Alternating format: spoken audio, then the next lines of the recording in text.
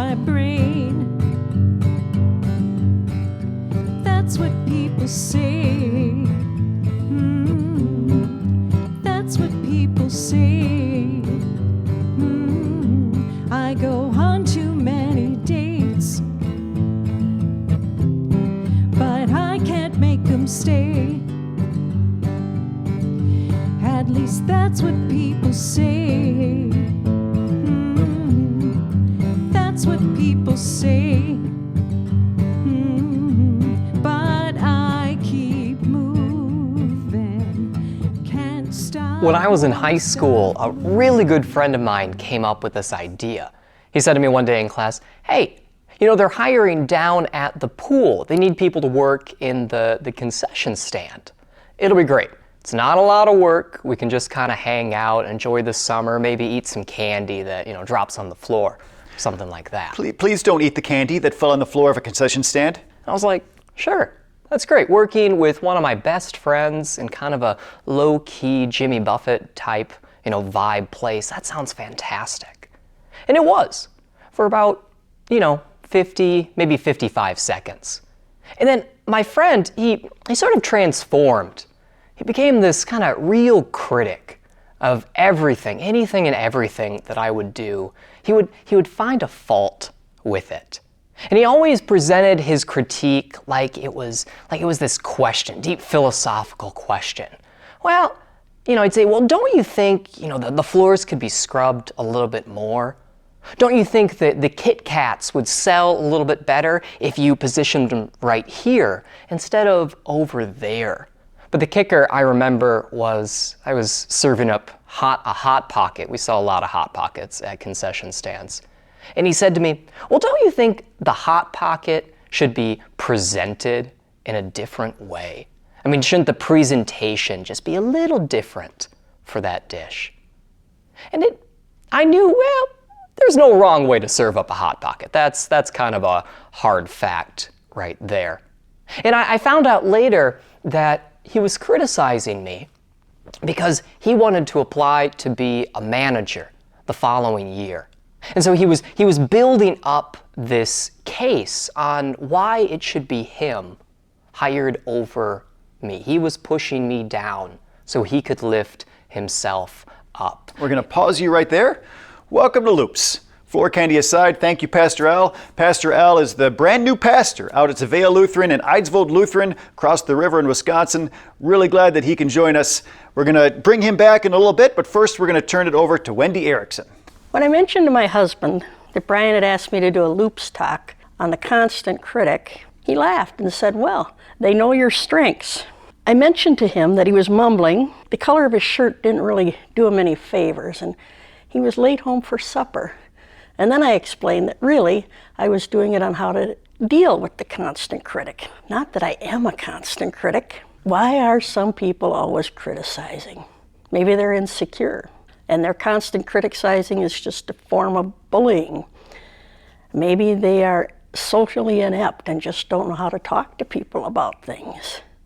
Maybe they think they're superior and they actually know the right way to do things. I probably fall into that category myself.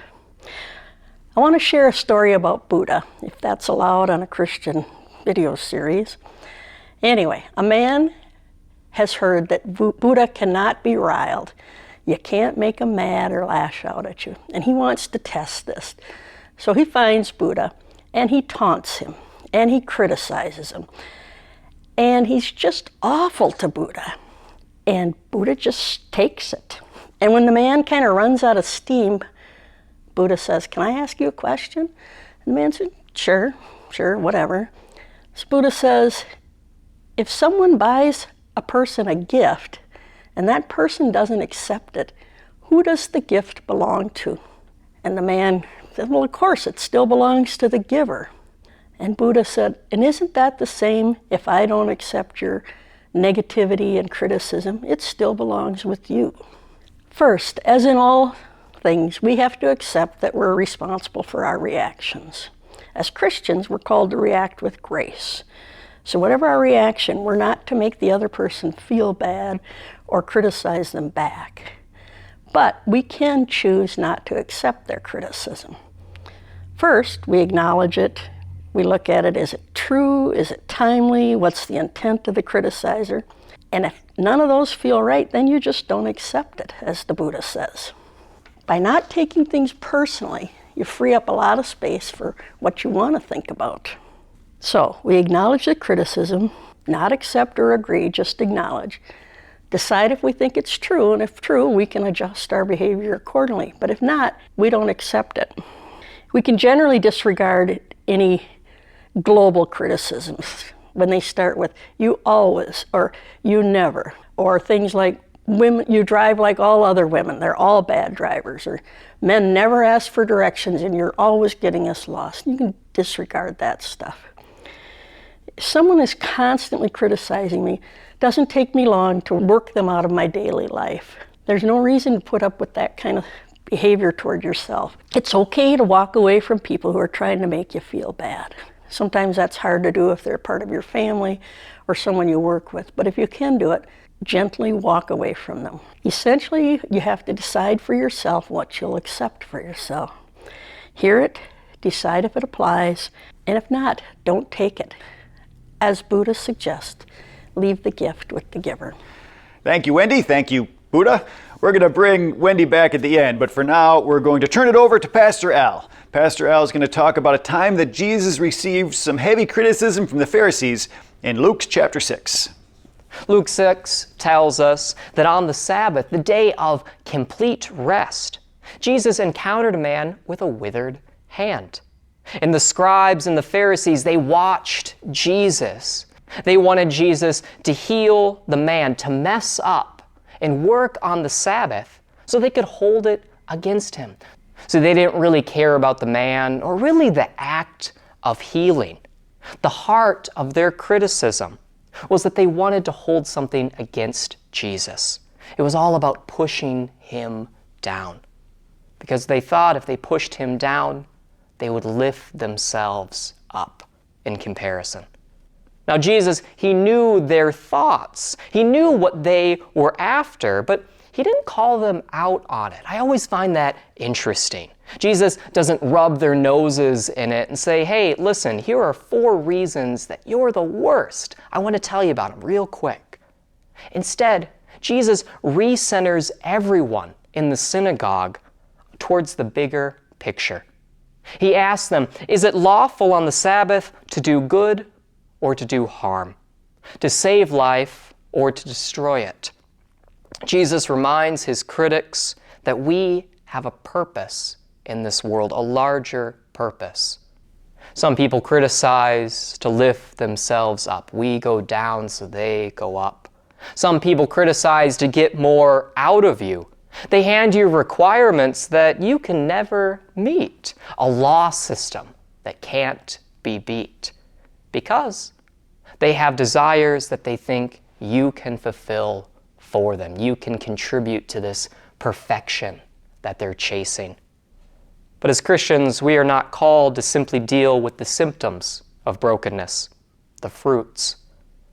Rather, we are called to address the brokenness as well, the hidden tree within us all. We are called to let all people know their true value in God's loving eyes, so they don't seek it in comparison with others.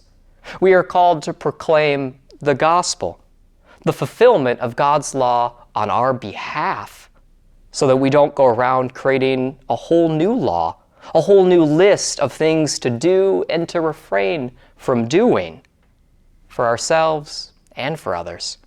Perfection will not be found through any lists that we make and just try to check off.